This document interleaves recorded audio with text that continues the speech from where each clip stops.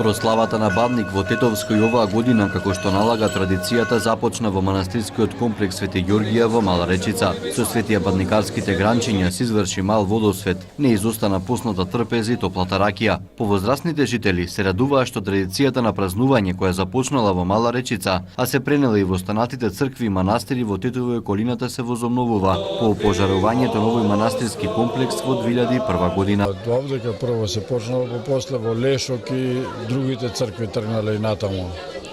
Од овдека почнало тоа. Многу ми е благопријатно што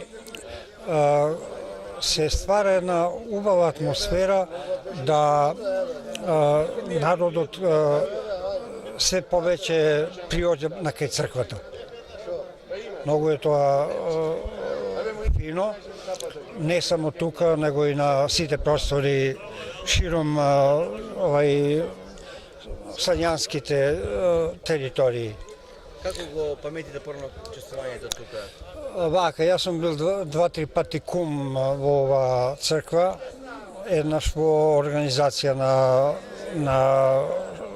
на школото каде сум работел, сум бил и поединечно.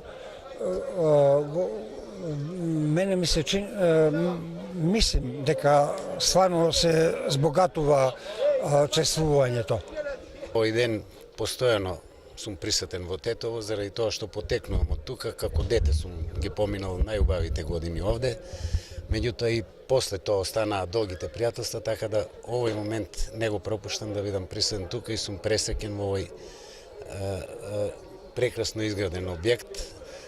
Благодарение на мојот добар пријател Миле од Тетово, кој што сите го знаат, сум поканен да присуствувам и на оваа свечност. Нека е честит уште еднаш неделата.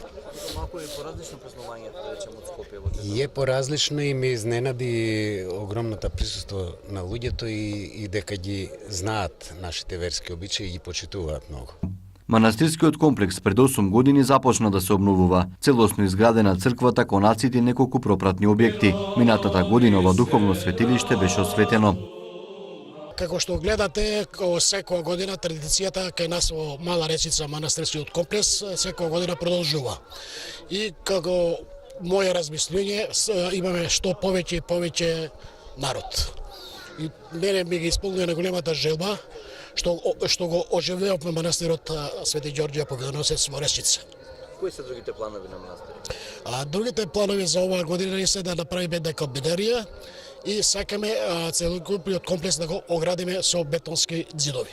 И годинава бадникарскиот огон во Мала Речица не беше запален, откако лани Македонската православна црква упати апел да не се палат огнови на денешниот празник. На сите, на сите наши верници од нашата Тетовско-гостиварска епархија им го честитам рождеството Христово, им посакувам многу радост, среќа, благосостојба во нивните домови, да имат благослов и радост.